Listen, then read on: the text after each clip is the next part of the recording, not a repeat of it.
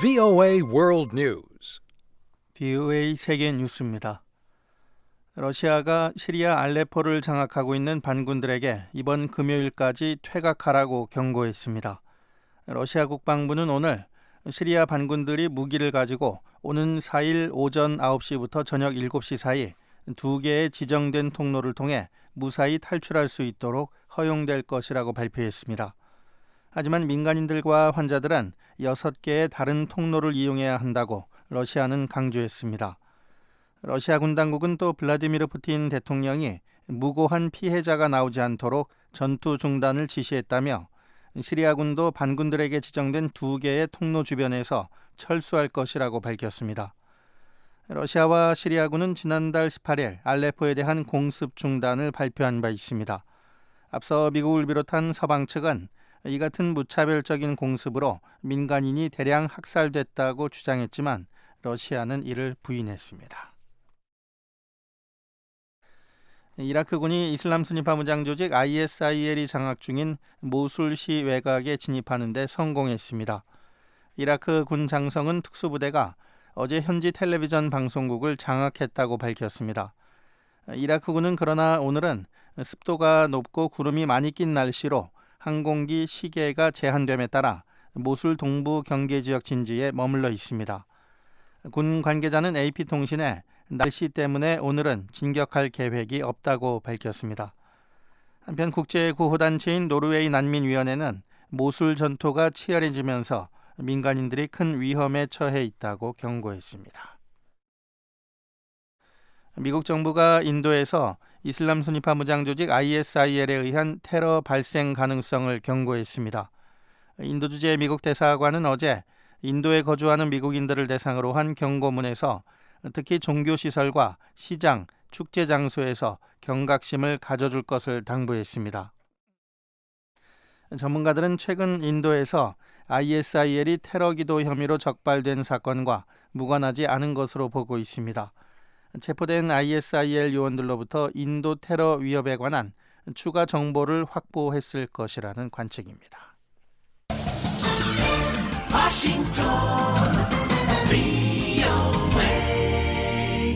지금 여러분께서는 VOA 세계 뉴스 듣고 계십니다. 중국을 국빈 방문 중인 말레이시아의 나짐 라작 총리가 중국과의 군사 협력에 관한 새로운 조치를 발표합니다. 말레이시아는 특히 나집 총리의 방문 중 중국으로부터 연안 임무함 4척을 구입하기로 했습니다. 나집 총리는 어제 베이징에서 중국 군함 구매에 관한 사항을 직접 관장한 것으로 알려졌습니다. 군함 구매 가격은 자세히 공개되지 않았지만 이번 계약은 말레이시아 정부가 최근 국방 예산을 13% 삭감한다고 발표한 가운데 이뤄졌습니다. 중국의 차이나 데일리 신문은 오늘자 사설에서 말레이시아가 중국에서 연안 임무함을 구매함으로써 양국 간 처음으로 중요한 방위 협정에 합의했다는 나집 총리의 발언을 전했습니다. 나집 총리는 처음 인도될 선박 2척은 중국에서, 나머지 2척은 말레이시아에서 건조될 예정이라고 밝혔습니다. 미국 정부가 예멘 환전업체와 이 업체를 소유한 채 국제 테러 조직 알카에다와 교류해온 형제 2명을 제재 대상으로 지정했습니다. 이에 따라 미국 내 알-옴기 형제 환전상의 자산은 동결되고 이 업체와 미국인들의 교류는 금지됩니다. 미 재무부는 해당 환전업체와 그 소유주들이 알카에다 아라비아 반도 지부의 테러 공격에 재정 편의를 제공하고 이를 지원한 책임이 있다고 밝혔습니다. 환전소를 운영해온 형제는 이 밖에 알카에다 아라비아 반도 지부에서 활동할 전사들을 영입하고 무기 밀매에도 관여한 것으로 알려졌습니다. 미국 중서부 아이오와주에서 오늘 경찰관 2명이 무장괴한의 총격을 받아 숨지는 사건이 발생했습니다. 숨진 경찰관들은 모두 아이오와 주도 디모인 시내에서 순찰 차량에 탑승한 채 총격을 받았습니다. 첫 번째 사건은 새벽 1시쯤 디모인 외곽 우르반데일 지구에서 경찰관 1명이 총에 맞았으며 두 번째 경찰관도 20분 뒤 역시 디모인에서 살해됐습니다. 경찰은 용의자에 관한 정보를 검토하고 있지만 일반에 이를 공개하지는 않았습니다. VOA 세계뉴스 천일교였습니다.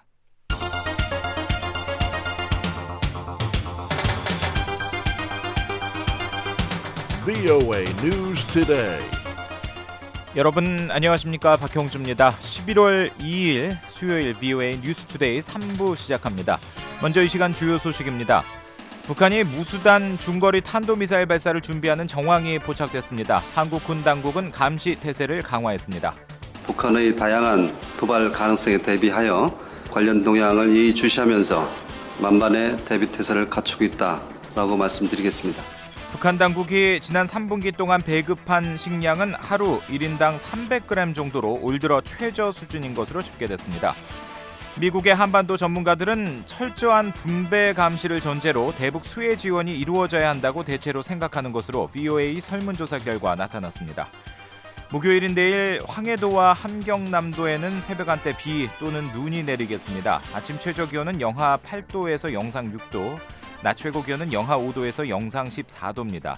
바다의 물결은 동해북부 먼바다에서 1.5에서 3m로 높게 일고 그 밖의 해상은 2m 아래가 되겠습니다. 3부 첫 소식입니다. 북한이 중거리 탄도미사일 발사를 준비하고 있다는 정황이 포착됐습니다. 사거리 3,000km 이상의 무수단으로 관측되는데 이 한국 군 당국은 감시 태세를 강화했습니다. 서울에서 한상미 기자가 보도합니다. 북한이 무수단 중거리 탄도미사일, 즉 화성 10호의 발사를 준비하는 정황이 포착됐습니다. 한국 정부의 한 소식통은 최근 무수단 미사일을 탑재한 이동식 발사 차량 텔의 움직임이 포착됐으며 언제든 발사할 준비 태세를 갖췄다고 평가했습니다. 이 소식통은 발사 준비 장소는 공개할 수 없다고 말했지만 지난달 20일 무수단 미사일을 발사했던 평안북도 구성시 방현 비행장 등에서 다시 쏠 가능성이 큰 것으로 알려졌습니다. 하지만 북한은 이 미사일의 낙하 지점으로 예상되는 동해상에 선박과 항공기의 주의를 촉구하는 항행 금지 구역을 통보하지 않았다고 이 소식통은 전했습니다. 미국의 한 언론도 이에 앞서 현지 시간 1일 복수의 미 당국자의 말을 인용해 북한이 3일 안에 중거리 탄도미사일을 발사하기 위한 준비를 하고 있다고 보도했습니다. 이와 관련해 한국 정부는 관련 동향을 예의주시하고 있다고 밝혔습니다. 한국통일부 정준희 대변인의 2일 기자설명회 내용입니다. 북한의 다양한 도발 가능성에 대비하여 관련 동향을 예의주시하면서 만반의 대비 태세를 갖추고 있다라고 말씀드리겠습니다. 한국 군 당국 역시 북한의 무수단 미사일 발사 가능성이 크다고 판단하고 감시 태세를 강화하고 있는 것으로 전해졌습니다. 북한이 보유한 무수단 미사일의 사거리는 3,000에서 3,500km로 추정되며 위력을 제대로 발휘한다면 태평양의 괌 미군 기지까지 사정권에 들어갑니다. 북한은 구소련이 개발한 R-27 잠수함 발사 탄도미사일 SLBM을 바탕으로 지난 1990년대 말부터 무수단 미사일 개발에 들어갔습니다. 무수단 미사일은 지난 2007년 실전 배치됐지만 작년까지만 해도 북한은 이렇다 할 시험 발사를 하지 않았습니다. 그리고 지난 4월 15일을 시작으로 모두 8차례 발사된 무수단 미사일은 지난 6월 22일 단 한 차례를 제외하곤 모두 발사에 실패했습니다. 한국 군과 정보당국은 북한이 개량한 액체 로켓을 무수단 미사일에 장착해 시험하는 단계로 이 로켓의 연료 도관 장치 등에서 결함이 발생해 폭발했을 것으로 분석했습니다. 한국의 군사 전문가들은 이 밖에도 액체 연료를 고체 연료로 바꾸는 과정이나 사거리 연장을 위해 기존의 엔진 2개를 4개로 늘리는 과정 등 다양한 고도화 단계에서 실패했을 가능성을 꼽았습니다. 국민대학교 박휘락 교수의 분석입니다. 무수단이 기초한 게 자체가 소련의 SLBM이거든요. R-27이라는 거. 고체 연료로 바꿨을 가능성이 있다. 기존의 액체 연료거든요. 액체 연료는 제대로 나갔다가 안 나갔다 좀 불안정해요. 항상. 액체가 확 슬러시 형태로 막 치우쳐지니까. 한국 군 당국은 지난달 20일 발사 실패 현장에 있었던 김정은 국무위원장이 한 달도 안 돼 또다시 발사 준비를 하는 것으로 관측하고 성공 가능성에 주목하고 있습니다. 한편 북한이 일주일 앞으로 다가온 미국 대선이나 차기 대통령 취임식을 전후해 핵실험과 미사일 발사는 물론 한반도 비무장지대 등에서 국지 도발에 나설 가능성이 있다는 주장도 제기됐습니다. 미국 워싱턴 DC를 방문 중인 한국 국회 정보위원회 소속 원유철 이인영 의원은 현지 시간 1일 미 중앙정보국 CIA와 국가정보국 DNI 등 정보기관 당국자들을 만난 뒤 가진 기자간담회에서 이같이 전했습니다. 원유철 의원은 북한이 과거 김일성, 김정일의 생일이나 당 창건일 등 기념일에 주로 도발했지만 앞으론 정치적 현안이 있을 때 도발하는 것으로 변화하고 있다는 게 미 당국자들의 판단이라고 밝혔습니다. 이인영 의원은 미 당국자들과의 대화에서 북한의 핵과 미사일 능력이 심각하다는 표현이 등장했다며 대륙간 탄도미사일, ICBM 등을 방치할 경우 수년간 실패와 발사를 반복한 뒤 심각한 수준으로 고도화되는 게 아니냐는 우려도 나왔다고 전했습니다. 서울에서 VOA 뉴스 한상미입니다. 미국의 존 캐리 국무장관과 수전 라이스 백악관 국가안보보좌관이 뉴욕에서 중국의 양제츠 외교 담당 국무위원과 만났다고 백악관이 밝혔습니다. 네드 프라이스 국가안보회의 대변인은 어제 발표한 보도자료에서 두 나라 관리들이 보다 견고하고 안정적이며 생산적인 양자 관계를 만들어 나가는데 진전이 있었는지 검토했다고 말했습니다. 이어 이를 위해 양측이 차이점을 건설적으로 관리하고 지역 현안과 국제적 도전 과제에 대한 실질적 협력을 확대해 나가기로 했다고 덧붙였습니다. 중국 정부도 이날 보도자료를 통해 양국이 실용적 협력을 확대하고 차이점을 관리하기 위해 고위급 대화를 계속하기로 합의했다고 밝혔습니다. 미국과 중국은 현재 북한의 5차 핵실험에 따른 유엔 안보리의 새로운 제재 결의 채택을 위해 협상을 진행하고 있습니다.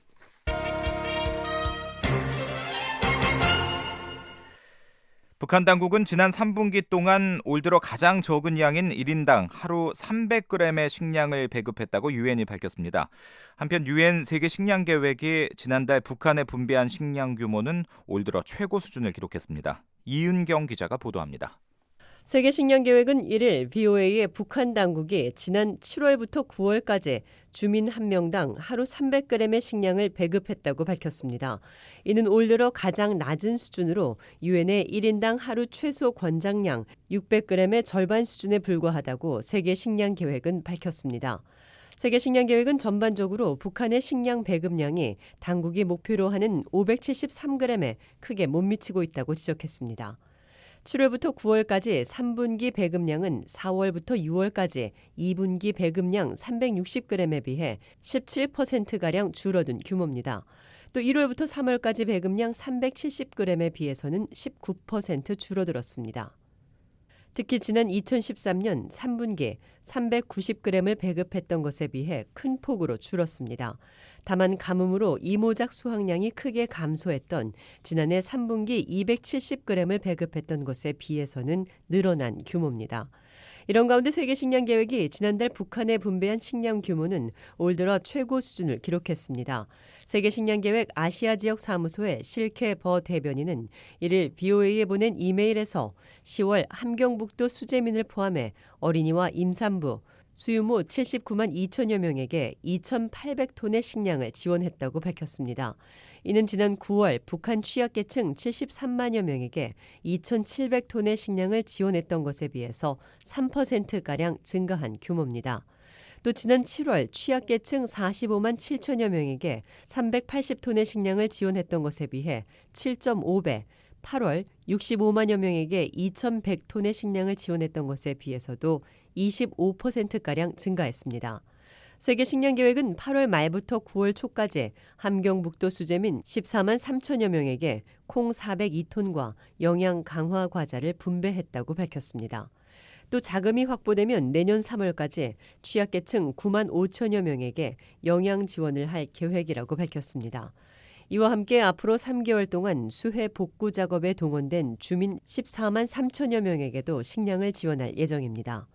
분배 감시 활동과 관련해 세계식량계획은 7월부터 9월 사이 9개도 41개군에서 226차례 모니터링을 수행했다고 덧붙였습니다.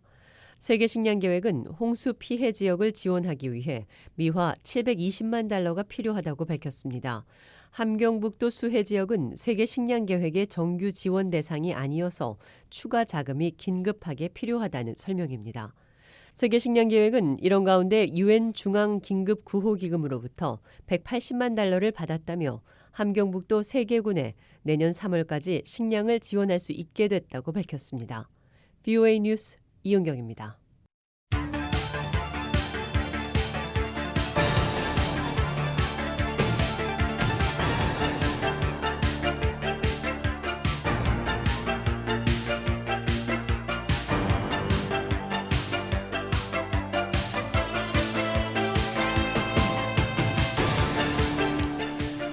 네, 매주 수요일 깊이 있는 보도로 한반도 관련 주요 현안을 살펴보는 심층 취재입니다.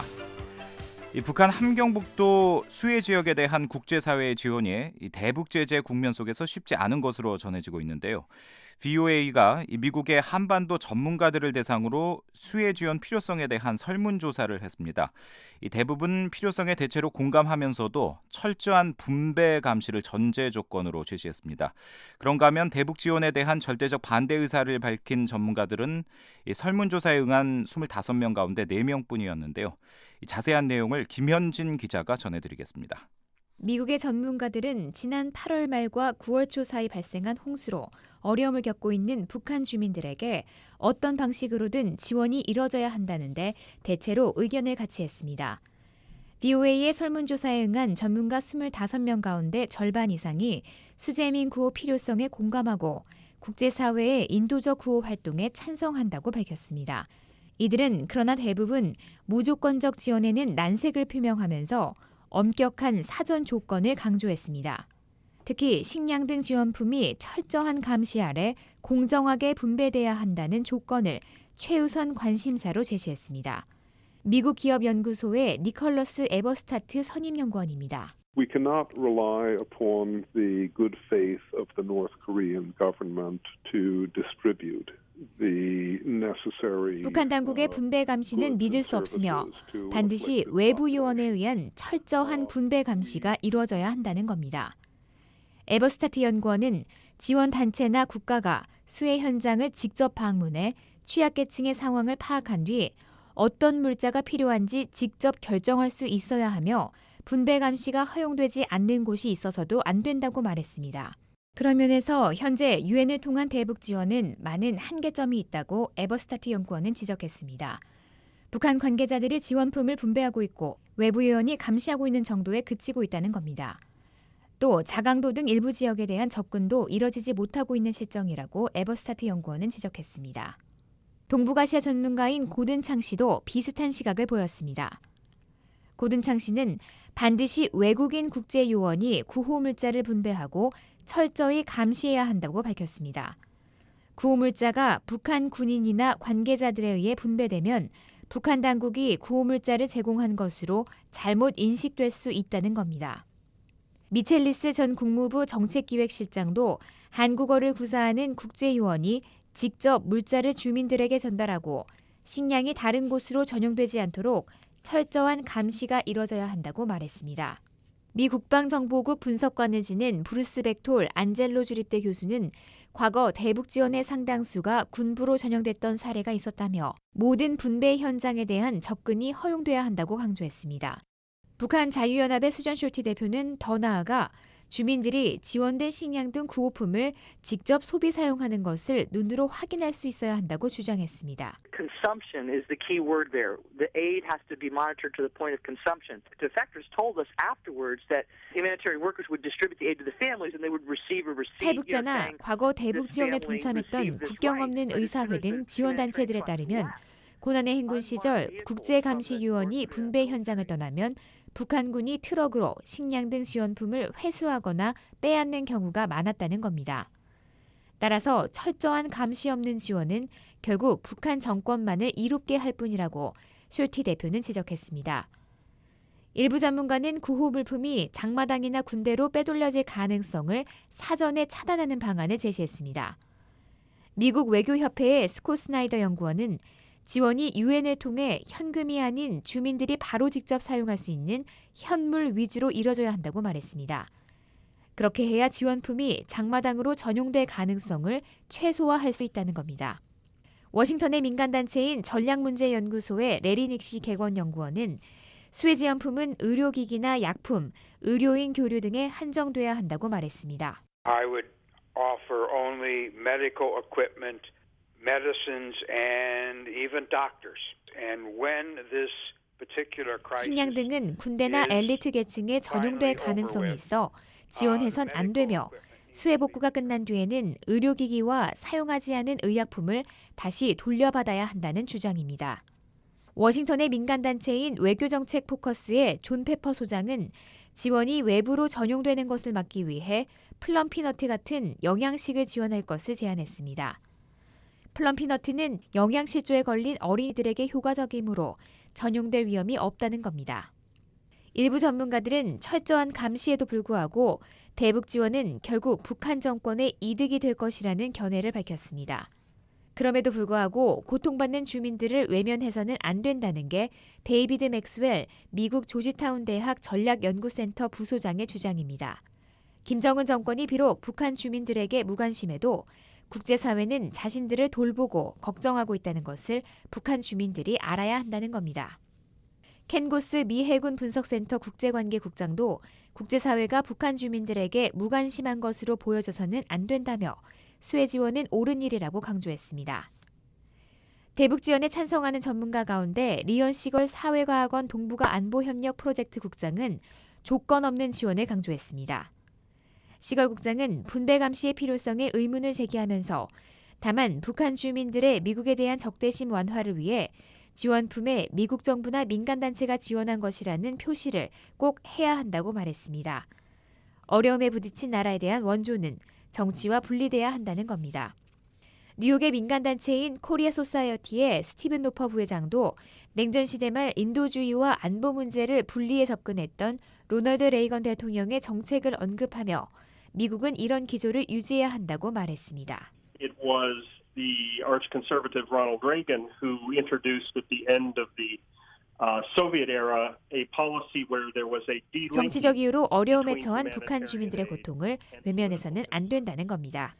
설문조사에 응한 25명 가운데 4명은 대북 수혜 지원에 반대 입장을 밝혔습니다. 데이비드 스트로브 전 국무부 한국과장은 국제사회가 북한보다는 IT나 인도 같은 나라 지원에 더 집중해야 한다고 말했습니다. I think we should provide those limited resources to countries where there is a chance that their governments will get their act together and will be able to provide. 인도주의 지원을 위한 자원이 한정돼 있는 상황에서 주민들을 돌보지 않는 북한보다는 자국민의 건강과 안위에 더 신경을 쓰는 인도나 IT를 지원해야 한다는 주장입니다. 워싱턴의 민간연구소인 헤리티지 재단 브루스 클링너 연구원의 입장은 더욱 단호합니다. 클링너 연구원은 대북 수혜 지원을 해서는 안 되는 몇 가지 이유를 꼽았습니다. 우선 북한 정권이 핵무기나 미사일, 사치품에 쏟아부은 돈을 주민들을 위해 쓴다면 대북 구호가 필요하지 않다는 겁니다. 또 북한은 지난 20년 동안 경제개혁을 실행하지 않아 국제사회의 기부자 피로감을 일으켰다고 지적했습니다. 미국과 한국, 일본 등에 대한 계속된 군사 위협이 이들의 대북 지원 중단이라는 결과를 초래한 것도 이유로 제시했습니다. 한편 설문조사에 응한 전문가 25명 가운데 3명은 유보적이거나 판단하기 어렵다는 입장을 밝혔습니다. 윤선 스팀슨 센터 연구원은 이 문제는 정답이 없는 매우 어려운 문제라고 말했습니다. 북한에 대한 지원은 결국 정권에 도움이 될 것이고 그렇다고 지원을 하지 않으면 주민들은 고통을 받게 될 것이라는 겁니다. 유엔 인도주의 업무조정국은 지난 8월 말과 9월 초 사이 한경북도에 발생한 홍수로 138명이 숨지고 400여 명이 실종됐다고 밝혔습니다. 또 적어도 14만 명이 생존을 위한 즉각적 지원이 필요하고 60만 명은 어떤 형태로든 지원이 필요한 상황이라고 밝혔습니다. 미국 국무부는 다른 나라에 대한 인도주의 지원과 관련해 정치적 고려는 배제한 채 지원 대상국의 수요를 고려해 결정한다는 입장입니다. 아울러 같은 어려움을 겪는 나라들과의 형평성 그리고 분배의 투명성을 원칙으로 제시하고 있습니다. VOA 뉴스 김현진입니다. 중국 정부는 대규모 홍수 피해를 겪은 북한에 2천만 위안 미화로 약 300만 달러를 지원한다고 발표했습니다. 중국 상무부는 오늘 홈페이지를 통해 북한의 요구에 따라 중국 정부가 북한 정부에 2천만 위안의 긴급 인도 지원 물자를 무상으로 제공키로 했다고 밝혔습니다. 중국이 제공하는 물자는 북한의 긴급 재난 구조와 피해 복구, 재건에 사용될 것이라고 상무부는 덧붙였습니다. 올해 북한에서 수해가 난 이후 중국 적십자사와 북한 주재 중국 대사관 차원의 지원은 있었지만 중국이 중앙정부 차원에서 공식 무상 지원에 나선 것은 이번이 처음인 것으로 알려졌습니다.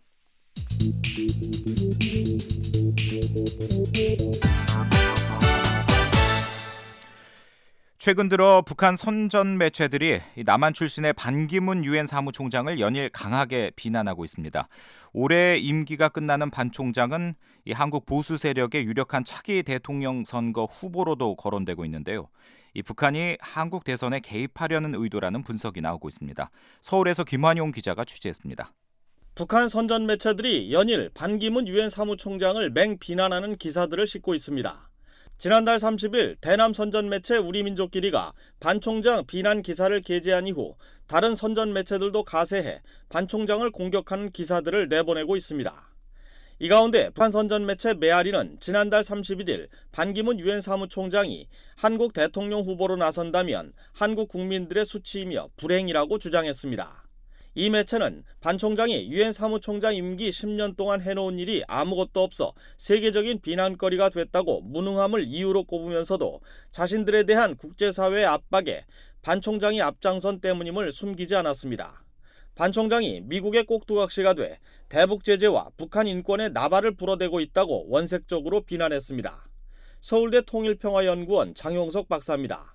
북한의 입장에서는 유엔 안보리가 권한을 남용해서 이제 부당하게 자신들에 대해서 압박을 가중시키고 있다라고 문제제기를 하고 있는 상황에서 그러한 대북 압박 조치를 실무적으로 집행하는 최고 책임자를 비판할 수밖에 없는 것이 기본적인 입장이 아니겠는가 생각을 합니다. 한국 외교부 산하 국립외교원 김현욱 교수는 반 총장이 북한과의 대화와 남북관계 개선의 필요성을 주장해왔고 북한을 직접 방문하려고 시도하기도 했다며 유엔 사무총장으로서의 반기문에 대한 북한의 비난은 부당하다고 지적했습니다. 김 교수는 이 때문에 북한이 반 총장 비난에 부쩍 열을 올리는 목적은 반 총장이 내년 한국 대선에서 유력한 보수 세력 후보로 거론되고 있는 데 따른 사전 견제로 분석했습니다. 박 대통령이 지지하는 그러한 대권 후보로서 반기문 총장이 부상함으로써 다시 한번 차기 정부도 보수 정부가 될 수 있다는 그러한 우려감에서 미리 비난을 시작하는 것이 아닌가 이렇게 생각을 합니다. 북한 매체들은 특히 한국에서 최순실 게이트로 불리는 비선실세 국정 개입 사건이 터져 박근혜 정권이 곤경에 처하자 이를 반 총장을 공격하는 소재로 활용하고 있습니다. 최순실 게이트는 박 대통령과 수십 년 전부터 인연을 맺어온 최순실 씨가 박근혜 정부의 주요 정책 결정과 정부 예산 집행 등에 불법적으로 관여했다는 의혹들이 불거진 사건입니다.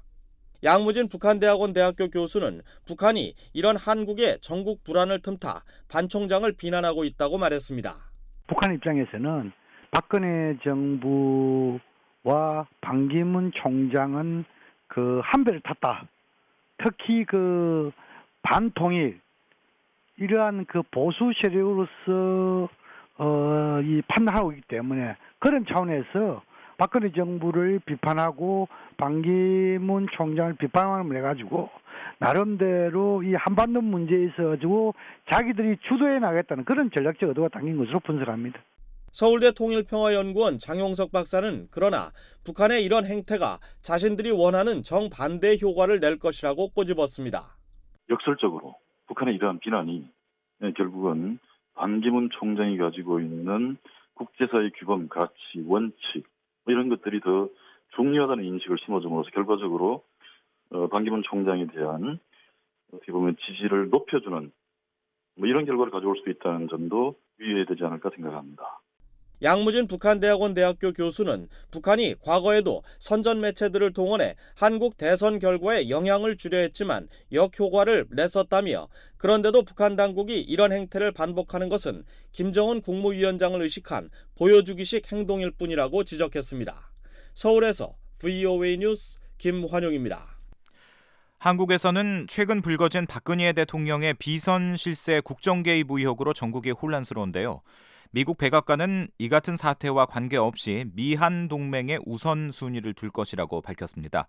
백악관 대변인은 또 관련 보도를 보기는 했지만 오바마 대통령에게 따로 전달하지는 않았다고 덧붙였습니다.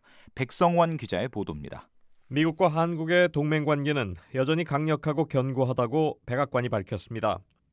조스 애니스트 백악관 대변인은 이를 대통령 전용기 에어포스 원 기내에서 가진 브리핑에서 박근혜 대통령의 비선실세 최순실 씨의 국정농단 사태에 대해 오바마 대통령이 주목하고 있느냐는 질문에 이같이 답했습니다. 어니스 대변인은 관련 기사를 읽었지만 보도 내용을 대통령에게 따로 전달하진 않았다고 말했습니다. 이어 오바마 대통령이 이번 가을 라오스에서 박 대통령과 만나 영내 안보 우려 사안들에 대해 대화를 나눴고 한국민들에게 안전을 제공하기 위한 협력 노력에 대해서도 구체적으로 논의할 기회를 가졌다고 설명했습니다. 어니스 대변인은 최순실 사태 관련 한국 국내 정치 상황에 대해선 한국인들이 논의하고 토론할 일이라며 이 문제에 개입하지 않겠다고 선을 그었습니다. 그러면서 이는 오바마 행정부가 한국과의 동맹을 최우선시한다는 점을 보여주는 것이라고 덧붙였습니다. 한편 캐티나 애덤스 국무부 동아시아 태평양 담당 대변인은 전날 BOA에 북한이 최순실 사태에 대한 비난 공세를 이어가고 있는 것과 관련해 다른 나라 민주주의의 내부 상황에 대해선 언급하지 않는다는 원칙만 밝혔습니다. BOA 뉴스 백성원입니다.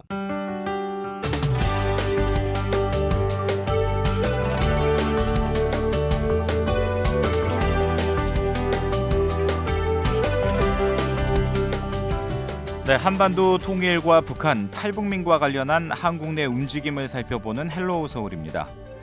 한국에서 올해부터 북한 인권법이 시행됐죠. 이 서울의 탈북민 단체들이 북한 인권법과 관련한 탈북민들의 입장을 밝히는 집회를 열었습니다. 서울에서 박은정 기자가 전해왔습니다. 국장을 외면하는 그룹된 간역 일삼는 통일부는 탈북자들에 대한 초를 개선하라! 10월 31일 오후 정부 서울청사 후문 30여 개의 탈북민 단체가 함께하고 있는 북한 인권법 실천을 위한 단체 연합의 회원들이 모였습니다. 이들은 북한 인권법 제정에 따른 인권기록 보존과 북한 인권재단 사업에 탈북민들의 참여를 보장할 것을 요구했는데요. 북한 인권법 실천을 위한 단체 연합의 김성민 자유북한 방송 대표입니다. 북한 인권법 실행에 탈북자들을 주체로 인정하라는 겁니다. 구체적으로는 북한 인권법이 이제 통과되고 그 실행 단계에 들어섰는데 북한 인권 재단이라든가 북한 인권 기록 보존소 이런 문제에서 탈북자들이 일단 배제됐다는 느낌을 저희들은 받고 있고요. 그리고 여기 모인 여러 단체장들은 한결같이 이런 이야기를 하고 있어요. 북한 인권법은 북한의 인권과 자유를 위해서 지금껏 투쟁해온 탈북자들이 주체가 돼야 된다라고 이야기하고 있는데 통일부가 탈북자들을 배제시켰더라. 예를 들면 북한 인권 기록 보존소 현판식에 탈북 단체들 리더들을 한 명도 초청하지 않았더라. 탈북자들이 주체가 된 북한 주민들의 인권이 바탕이 된 제대로 된 북한 인권법을 실행하라라는 요구를 통일부 당국자에게 전달하기 위해서 이렇게 모였습니다. 동물을 본신격처럼 대하는 잘못된 북한 인권법을 바로잡을 것입니다. 이른바 북한 인권재단 구성에서부터 이사진 손종을 여야가 나눠가지기 식으로 니들 5명 우리 5명씩으로 하는 정치적 이날 모인 탈북민들은 북한의 인권 실태를 알리고 국제사회에 고발해 UN 북한 인권 결의안이 통과되는 데 기여해온 사람들은 다름 아닌 북한 인권 탄압의 실제적 피해자인 탈북민이라면서 그런데도 북한 인권법 관련 사업에 탈북민이 외면된다는 것은 있을 수 없는 일이라고 주장했습니다. 자유북한운동연합의 박상학 대표입니다. 북한 인권법 올바른 실천을 위한 그런 행동을 하자는 겁니다. 그 북한 인권법안이 실현되는 게 이제 12년째 만입니다. 북한 인권법안이 참 북한 인민에게 또는 북한 인권 활동을 하는 우리 탈북자 인권 단체들에게 엄청난 힘을 주고 또 새로운 그런 이제 동력을 주는 그런 법안이었습니다. 근데 북한 주민들에게 또는 자유민주주의 체제의 우월성 그런 자유세계가 지금 현재 진행 중인 그런 정보라든가 이렇게 들여보내는 이런 실질로 행동으로 북한 인권 활동을 했던 개인이나 단체에 어떤 지원도 안 되게끔 되어 있습니다. 북한 정부를 규탄하고 북한 독재를 이제 규탄하는 그런 법안으로 돼야 되는데 그 북한 인권 재단이 46명이라는 정규 직원이 있습니다. 그 그게 북한 인권 활동가들이 단 한 명이라도 지금 영입시켰는가? 바로잡고 있습니다. 이른바 북한인권재단 구성에서부터 이사진 손종을 여야가 나눠가지기 식으로 니들 5명 우리 5명 식으로 하는 정치적 야합의 희생물이 되는 것에 반대합니다. 이들은 또 통일부가 북한인권기록센터와 북한인권재단 설립을 자신들의 일자리 창출과 재취업의 도구로 전락시키고 있다면서 요구가 관철될 때까지 투쟁을 계속하겠다고 밝혔습니다. 그 국가 공무원들, 퇴직 공무원들이 제 일자리 창출이 되고 지지 행동하는 북한 인권 활동가들에게는 외면당하는 통일부 지원법안으로 됐다는 거죠. 탈북자 석박사가 50명도 넘어요.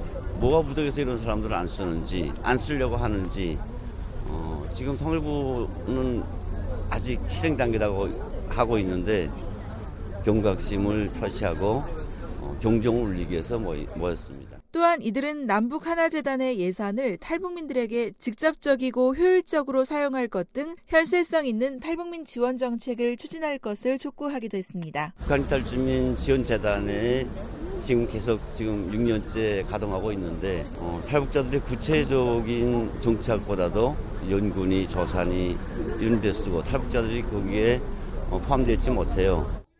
앞당기기 위해서 이 땅에 와서 이날 집회 이후 북한인권법 실천을 위한 단체 연합은 북한 인권 문제에서 탈북민들이 제 역할을 다할 수 있도록 할 것 등 요구사항이 담긴 호소문을 통일부에 전달했습니다. 서울에서 VOA 뉴스 박은정입니다.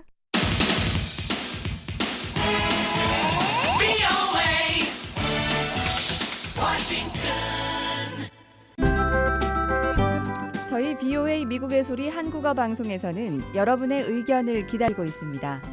미국 국제 전화번호는 1-202-205-9942번 1-202-205-9942번입니다. 그 밖에 중국과 태국에서도 무료 전화 이용하실 수 있습니다. 중국에서 전화하실 때는 00-800-500-12345번 00-800-500-12345번 태국에서 전화하실 때는 001-800-500-12345번 001-800-500-12345번입니다. 제보자의 신분은 보호되며 제보 내용은 취재를 위해서만 사용됩니다. 또 프로그램에 대한 문의나 의견 있으신 분도 연락 주십시오. 24시간 이용 가능한 무료 전화에 많은 이용 바랍니다.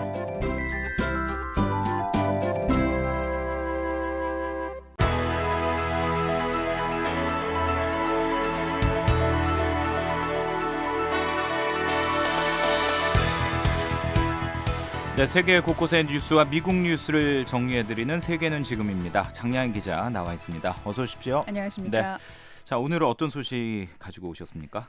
네, 중국이 차세대 신무기들을 잇따라 공개했습니다. 어제 개막한 중국 최대 주하이 에어쇼에서 선보인 최첨단 최신 무기 소식 전해드리고요. 예. 이라크군이 이슬람 순위파 극단주의 무장 조직 ISIL 거점 지역인 제2도시 모술 외곽 지역에 진입한 내용 알아봅니다. 또 미국 대통령 선거가 다음 주로 다가왔는데요. 민주공화 양당 후보들의 지지율이 팽팽한 접전 양상을 보이고 있습니다. 대선 소식 알아보겠습니다. 자, 중국이 신형 무기들을 대거 일반에 공개했군요. 네, 그렇습니다. 어제 중국 광둥성 주하이 항공전시센터에서 엿새 일정으로 제11회 중국 국제항공 항천 박람회가 열렸는데요. 예. 보통 주하이 에어쇼라고 이제 줄여 부르는데 예. 여기서 인민해방군이 최신 항공무기 110종을 선보였고 절반가량이 일반에 이번에 처음 공개되는 것인데요. 예.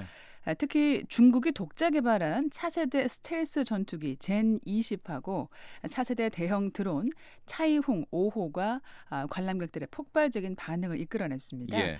중국 관영 언론들이 어제와 오늘 잇따라서 이들 신형 항공 무기들의 성능과 특징을 자세히 소개하면서요.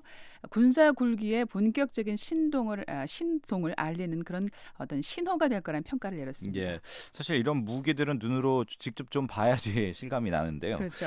일단 중국의 차세대 스텔스 전투기 젠 20 이게 어떤 항공기입니까? 네, 일단 이 스텔스라는 말이 어떤 의미인지 설명해드리면 이 살며시 들키지 않고 움직인다라는 뜻인데요. 이 레이더나 각종 탐지기에 걸리지 않고 적 모르게 임무를 수행한다라고 보면 되는데 이번에 소개된 젠 20은 이런 스텔스 기술이 가장 완벽한 수준에 도달한 것으로 선진커 인민해방군 공군 대변인이 밝혔습니다.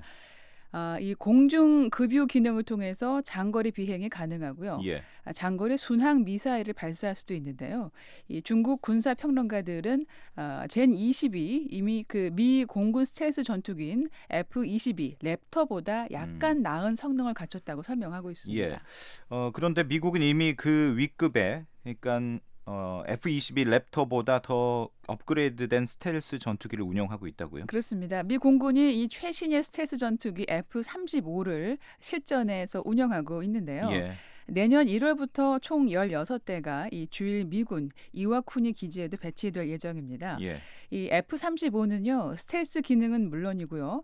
헬리콥터처럼 수직으로 뜨고 내리는 게 또 가능한데 또 중국에 이에 맞서서 젠 30일 개발에 돌입한 걸로 알려졌습니다. 스텔스 전투기 성능을 놓고 미국과 중국이 좀 경쟁하는 그런 모습이네요. 그런데 이번에 이제 중국이 또 공개한 것 가운데 대형 드론 차이융 5 이건 또 어떤 겁니까? 일단 드론은 아시다시피 사람이 타지 않고 비행하는 무인 항공기 아니겠습니까? 중국 항천과기 집단공사가 그 차이융 5호를 개발한 용도가 바로 크게 두 가지로 볼 수가 있겠는데요. 정찰을 하고 또 공격을 하기 위해서입니다. 차이융 5호는 최대 이륙 중량이 3.3톤인데요. 미사일 16기를 탑재할 수 있습니다. 48시간 연속 최고 6,500km를 비행할 수 있는데요. 사람이 안 타고도 많은 무기를 싣고 멀리 날아가서 공격 임무를 수행할 수가 있다는 뜻인데 이 차이융 5호에 대한 외부의 관심이 높아 보입니다. 일부 국가가 이 차이융 5호 구매 협상을 중국 정부하고 진행 중인 걸로 나타났고요. 몇 달 전에 미국의 방위 전문 매체들이 중동 국가 일부 나라가 중국의 차세대 대형 드론을 사들이려고 하고 있다 이렇게 보도한 적이 있습니다. 스텔스기도 그렇고 드론도 역시 미국이 지금은 앞선 기술을 보유하고 있다고요? 네, 그렇습니다. 미 공군이 지난 2007년께부터 MQ-9 리퍼라고 하는 그 대형 공격용 드론을 이라크 등 중동 지역 극령 단체를 상대로 운영하고 있는데요. 이 리퍼는 최대 중량 5톤이고 한 230km의 킬로그램의 폭탄을 싣고 총 36시간을 비행하면서 공대지, 이 공대공 전투를 진행할 수가 있고요. 특히 15km 상공에서 땅 위에 자동차 번호판까지 읽어낼 수 있을 정도로 지상 목표물 식별 능력이 뛰어납니다. 중동에서 멀리 떨어진 미국 네바다주 공군 기지의 전문 요원들이 이 리퍼를 조작해서 정보 수집과 공격 임무를 수행하고 있습니다.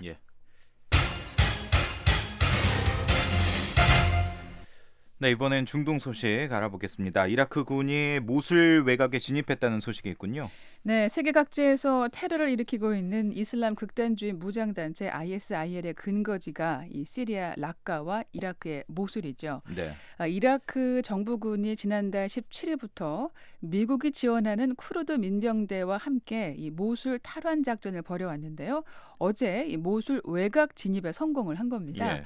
현재 이라크군 중심 병력이 그 모술을 동서로 가로지르는 티그리스강 동쪽까지 진격했다는 보도가 나오고 있는데요. 이 모술 일대 주요 거점 시설도 이라크군이 되찾았습니다. 미군으로부터 훈련을 받은 이라크군 특수부대가 이날 그 모술 동부 외곽 지역 고그잘리의 방송국 건물을 장악했습니다. 미국도 이라크에 지상군을 투입하면서 이라크군을 지원하고 있죠? 네, 그렇습니다. 지난 2011년 미국이 이라크에서 병력을 철수한 이후에 공습이나 무인기 공격 위주로 ISIL 퇴치 작전에 관여해 왔는데요. 2주 전에 모술 탈환 작전 개시 이후에 미군 특수부대 요원 200에서 300여 명이 이 선에서 머물면서 무전 등을 통해서 이 전방의 이라크군 병사들하고 쿠르드 민병대를 자문하는 역할을 하고 있습니다. 미국이 이번 모술 탈환 작전을 앞두고요. 지원 임무 등을 위해서 한 2차례 걸쳐서 1,000명 병력을 이라크에 추가 파병했습니다. 예, 미군이 이라크에 지상군을 파견할 것이냐 이 부분은 상당히 조심스러웠는데 결국 네. 사실상 지상군을 투입했다라는 건 그만큼 이제 모술 작전도 성공을 보이고 있는 그렇게 이제 파악을 하고 있는 것으로 보이는데 지금 ISIL이 이라크 내 점령지를 계속 잃어가고 있다고요? 네, 그렇습니다. 미국이 지원하는 이라크 정부군하고 쿠르드 민병대가 지난해 3월에 티크리트를 ISIL로부터 되찾았고요. 예. 같은 해 12월에는 라마디를 수복했습니다. 올해 6월에는 대대적인 팔루자 탈환 작전을 실시해서 승리를 했고요. 예. 7월에 카이아라 수복에 성공했습니다. 이제 이라크 내에서 ISIL의 그 마지막 거점 지역이라 할 수 있는 모술 탈환이 임박한 건데요. 예. 상황이 이런 만큼 ISIL은 타격이 또 클 전망입니다. 이 모술이란 지역이 중동의 원유와 천연가스 생산 중심지 가운데 하나이기 때문에 예. 모술을 잃게 된다면 이 돈줄을 잃게 되는 걸 의미하죠. 예. 때문에 ISIL 세력이 급격하게 위축될 것으로 대부분의 서방 매체들이 전망하고 있습니다. 예. 지금 ISIL에게 남은 주요 거점 지역이 조금 전에 설명해 주신 돈줄이라고 할 수 있는 모술. 네. 여기에서는 이제 작전이 상당히 진전이 되고 있고 그리고 또 이제 남은 게 시리아의 라카죠. 네. 여기에서도 지금 이미 미국이 라카 탈환 계획을 준비하고 있다고요? 예, 라카는 이 ISIL의 수도 역할을 하는 곳인데요. 예. 애슈턴 카터 미 국방장관이 지난주에 프랑스 파리에서요. ISIL 격퇴전 참가 연합국 국방장관 회담을 가졌는데 몇 주 안에 라카 공습이 시작될 거라고 밝혔습니다. 네. 이라크, 시리아 주둔 미군 사령관인 스티븐 타운센드 중장도요. 라카 탈환 작전을 곧 시작해야 할 것으로 본다면서 이를 위해서 쿠르드 민병대와 시리아 온건 반군에 대한 지원을 강화할 것이지만 예. 모술 탈환 작전만큼의 미 지상군 활동은 없을 거라고 설명했습니다. 국제사회도 이렇게 미국이 주도하는 라카 탈환 계획을 지지하고 있다고요? 네, 프랑스와 올랑드 프랑스 대통령이 카터 미 국방장관의 발언에 맞춰서 모술이 넘어오면 ISIL에게 남은 것은 라카가 마지막이라면서 적극적인 협력 의사를 밝혔습니다. 예. 이 밖에 독일, 노르웨이, 스페인, 호주, 덴마크, 영국, 또 네덜란드, 이탈리아, 벨기에, 뉴질랜드, 캐나다 이렇게 회담 참가국들도 다양한 방법으로 라카 탈환 작전을 지원할 예정입니다.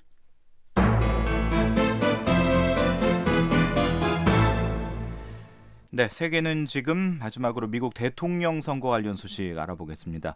이제 일주일도 채 안 남았군요. 네. 먼저 두 후보의 지지율 차이 이게 지금 뉴스가 되고 있으니까 아주 근소한 차이로 좁혀졌네요. 네, 그렇습니다. 여러 여론조사 결과를 종합하는 리얼 클리어 폴리틱스 수치를 보면은요. 예. 민주당의 힐러리 클린턴 후보가 공화당의 도널드 트럼프 후보를 1.7%포인트 격차로 앞서고 있습니다. 예. 일주일 전만 해도요. 클린턴 후보가 평균 6%포인트 정도 앞섰는데 예. 그새 두 후보 간의 격차가 상당히 좁혀진 거죠. 이게 아예 역전된 그런 설문조사도 여론조사도 있다고요? 네, 어제 공개된 워싱턴 포스트 신문하고 ABC 방송 여론조사에서요. 네. 트럼프 후보가 46%를 기록하면서 45%를 얻은 클린턴 후보를 1%포인트 차이로 앞섰는데요. 예. 오늘 또 같은 조사에서는 두 후보가 46%로 동률을 기록하고 있습니다. 그렇군요. 이제 일주일밖에 남지 않았고 또 지지율이 이렇게 좁혀지고 있으니까 두 후보 모두 굉장히 이 상황들을 진지하게 받아들이고 있을 것 같은데요. 네. 후보들은 어떻게 대응을 하고 있습니까? 네, 서로 상대 후보에 대한 공격 강도를 높이고 있습니다. 예. 원래 민주당의 클린턴 후보는 사실 긍정적인 면을 강조하면서 선거 운동을 마무리할 계획이었다고 하는데요. 예. 지난주에 미 연방 수사국이 클린턴 후보의 이메일 수사를 재개한다고 밝히면서 지지율이 떨어지지 않았습니까? 또 선거 전략을 수정할 수밖에 없었다고 합니다. 클린턴 후보가 어제 동남부 플로리다주 유세에서 또 트럼프 후보가 여러 차례 여성을 비하하고 모욕했다고 공격했습니다. 앞서서도 이 트럼프 후보가 여성을 비하하는 내용의 말이 담긴 과거 녹음 파일이 공개돼서 이게 또 논란이 됐었죠. 네, 그렇습니다. 트럼프 후보한테 성추행당했다고 주장하는 여성들이 나왔고요. 또 전 미인대회 우승자 알리시아 마차도 씨가 트럼프 후보에게 뚱뚱하다는 비난을 받고 식이장애로 고생했다고 밝히기도 했는데요. 예. 어제 이 클린턴 후보 유세에 동참했습니다. 이 마차도 씨가 후보가 트럼프 후보를 가리켜서 여성을 외모로만 판단하는 사람이라고 비판했습니다. 트럼프 후보 측은 어떻게 공세를 펴고 있습니까? 트럼프 후보는 어제 동북부 펜실베니아주 유세에서요. 현 바락 오바마 대통령의 그 핵심 정책 가운데 하나죠. 오바마 케어에 초점을 맞췄습니다. 예. 바로 마침 어제가 오바마 케어 새 등록 기간 첫날이었는데요. 네. 일부 주에서는 이 보험료가 25%까지 올랐습니다. 그래서 트럼프 후보가 오바마 케어는 실패했다면서 본인이 당선되면 이를 또 폐지하겠다고 거듭 다짐을 했고요. 예. 반대로 클린턴 후보는 오바마 케어를 확대하겠다고 말하고 있습니다. 예. 자, 그런데 트럼프 후보가 이미 투표를 마친 사람에게 다시 투표하라 이렇게 촉구하고 있다는데 이게 무슨 얘기입니까? 네, 공식적인 선거일은 다음 주 화요일 8일이죠. 그런데 이미 여러 주에서 조기 투표가 진행되고 있는데요. 예. 위스콘신 주하고 펜실베니아 주 이렇게 4개의 주에서는 조기 투표를 한 뒤에 지지 후보를 또 바꿀 수가 있다고 합니다. 트럼프 후보가 그래서 어젯밤에 중서부 위스콘신 주 유세에서 예. 이미 클린턴 후보에게 투표하고 후회하는 사람이 있다면 네. 다시 자신에게 투표하라고 촉구를 했는데요. 예. 그동안 조기 투표에 참여한 사람의 수는 수천만 명에 달하는 걸로 알려졌습니다. 그렇군요. 자, 오늘 여기까지 듣도록 하겠습니다. 지금까지 장량희 기자였습니다. 소식 잘 들었습니다. 고맙습니다.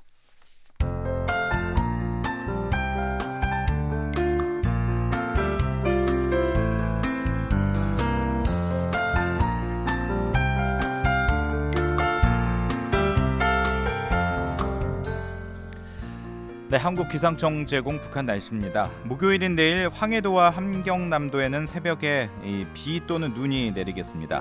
아침 최저 기온은 영하 8도에서 영상 6도, 낮 최고 기온은 영하 5도에서 영상 14도입니다. 바다의 물결은 동해북부 먼 바다에서 1.5에서 3m로 높게 일고 그 밖의 해상에는 0.5에서 2m 사이가 되겠습니다. 평안 남도와 평안 북도 구름 많고 흐린 가운데 중강과 강계에는 오후 한때 비나 눈이 내릴 것으로 보입니다. 평양 아침 기온 영하 3도, 낮 기온은 11도, 양덕 아침 최저 기온 영하 2도, 낮 기온은 9도, 수풍 아침에는 0도, 낮 기온은 10도, 중강 아침에는 영하 5도, 낮에는 4도가 예상됩니다. 황해도 역시 구름 많은 가운데 해주와 개성에는 아침 한때 비 혹은 눈이 예보되어 있습니다. 해주 아침 기온은 4도, 낮 기온 14도, 용연 아침에는 3도, 낮 기온은 14도고요. 신계 아침에는 2도, 낮에는 12도가 예상됩니다. 함경남도와 함경북도 구름 끼고 평강에는 아침 한때 비 또는 눈이 내립니다. 함흥 아침에는 0도, 낮에는 11도, 장징 아침 기온 영하 6도, 낮에는 1도, 풍산 아침 최저 기온은 영하 7도, 낮 기온은 1도, 평강 아침 기온 1도, 낮 기온은 10도입니다. 삼지연 역시 내일 하루 종일 영하권에 머무는 날씨가 되는데요. 아침에는 영하 8도, 낮에는 영하 5도가 예상되고 있습니다. 서해 북부 해상에는 오전 한때 비가 내릴 것으로 보이고요. 그 밖의 해상은 대체로 흐릴 것으로 보입니다. 바다의 물결은 동해북부 먼 바다가 3m까지 다소 높게 일고 그 밖의 해상은 2m 아래가 되겠습니다. 지금까지 날씨였습니다. 네, 11월 2일 수요일 뉴스투데이 3부 마칠 시간인데요. 잠시 뒤에는 세계 뉴스가 이어집니다. 여기는 미국의 수도 워싱턴이고요. 저는 박형주였습니다. 오늘도 함께해 주신 여러분 고맙습니다. 편안한 밤 보내십시오. VOA World News. VOA 세계 뉴스입니다. 러시아가 시리아 알레포를 장악하고 있는 반군들에게 이번 금요일까지 퇴각하라고 경고했습니다. 러시아 국방부는 오늘 시리아 반군들이 무기를 가지고 오는 4일 오전 9시부터 저녁 7시 사이 2개의 지정된 통로를 통해 무사히 탈출할 수 있도록 허용될 것이라고 발표했습니다. 하지만 민간인들과 환자들은 6개의 다른 통로를 이용해야 한다고 러시아는 강조했습니다. 러시아군 당국은 또 블라디미르 푸틴 대통령이 무고한 피해자가 나오지 않도록 전투 중단을 지시했다며 시리아군도 반군들에게 지정된 2개의 통로 주변에서 철수할 것이라고 밝혔습니다. 러시아와 시리아군은 지난달 18일 알레포에 대한 공습 중단을 발표한 바 있습니다. 앞서 미국을 비롯한 서방 측은 이 같은 무차별적인 공습으로 민간인이 대량 학살됐다고 주장했지만 러시아는 이를 부인했습니다. 이라크군이 이슬람 순위파 무장 조직 ISIL이 장악하고 있는 모술시 외곽에 진입했습니다. 이라크 군 장성은 특수부대가 어제 현지 텔레비전 방송국을 장악했다고 밝혔습니다. 이라크군은 그러나 오늘은 습도가 높고 구름이 많이 낀 날씨로 항공기 시계가 제한됨에 따라 모술 동부 경계지역 진지에 머물러 있습니다. 군 관계자는 AP통신에 날씨 때문에 오늘은 진격할 계획이 없다고 밝혔습니다. 한편 국제구호단체인 노르웨이 난민위원회는 모술 전투가 치열해지면서 민간인들이 큰 위험에 처해 있다고 경고했습니다. 미국 정부가 인도에서 이슬람 순위파 무장 조직 ISIL에 의한 테러 발생 가능성을 경고했습니다. 인도 주재 미국 대사관은 인도에 거주하는 미국인들을 대상으로 한 경고문에서 특히 종교시설과 시장, 축제 장소에서 경각심을 가져줄 것을 당부했습니다. 앞서 유사한 경고문에서도 인도 무자히딘이나 파키스탄에 기반한 라시카르 에 타이바와 같은 이슬람 극단주의 단체들이 언급된 적이 있지만 ISIL이 명시된 것은 이번이 처음입니다.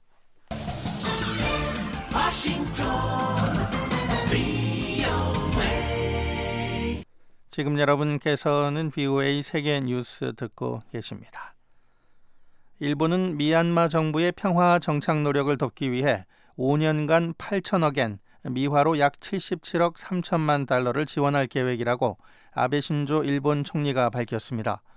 아베 총리는 오늘 도쿄에서 미얀마 지도자 아웅산 수치 여사와의 공동 기자회견에서 이 같은 지원이 미얀마의 평화 건설에 도움이 될 것이라고 말했습니다. 지원금 가운데 약 400억엔은 미얀마 소수계 지원에 사용될 전망입니다. 이어 나머지는 공항과 전력사업 같은 사회 기반 시설 구축에 사용될 것이라고 일본 관리들은 전했습니다. 수치 여사는 집권 6개월 만에 자국 내 이슬람 소수계를 겨냥한 폭력 사태가 증가함에 따라 미국의 비난을 받게 되자 투자와 지원 요청을 위해 일본을 방문 중입니다.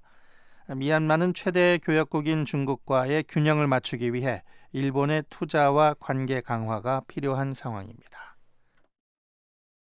중국을 국빈 방문 중인 말레이시아의 나집 라작 총리가 중국과의 군사 협력에 관한 새로운 조치를 발표합니다.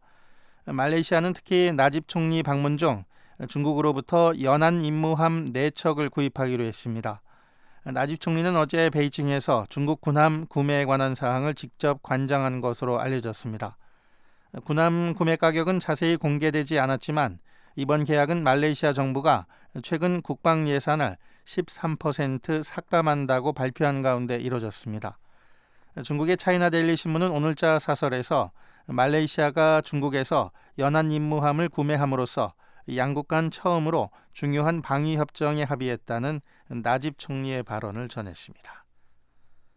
미국 중서부 아이오와주에서 오늘 경찰관 2명이 무장괴한의 총격을 받아 숨지는 사건이 발생했습니다. 숨진 경찰관들은 모두 아이오와주도 디모인 시내에서 순찰 차량에 탑승한 채 총격을 받았습니다.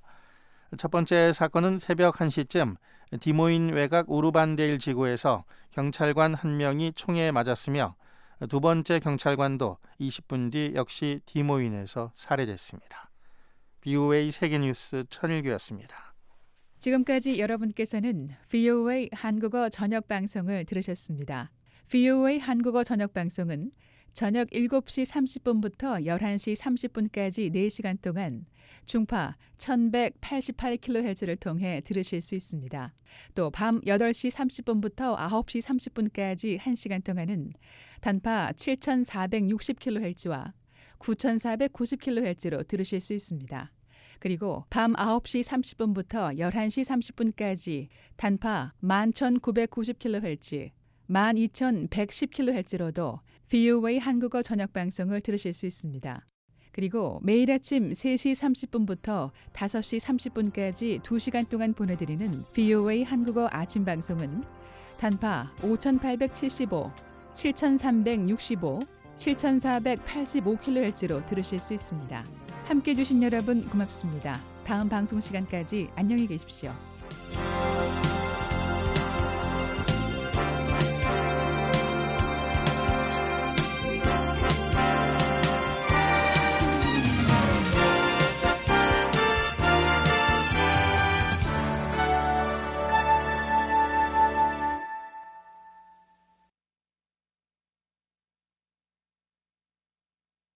This program has come to you from the Voice of America, Washington.